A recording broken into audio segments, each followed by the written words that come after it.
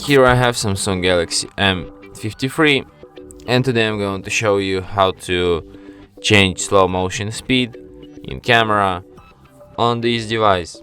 So basically on your Samsung camera you only have two different speeds of slow motion, and to change them you just go to more and select like slow motion, or you can select super slow motion, which will be even slower than the normal one. So you have slow motion and slow motion 2 or something like that.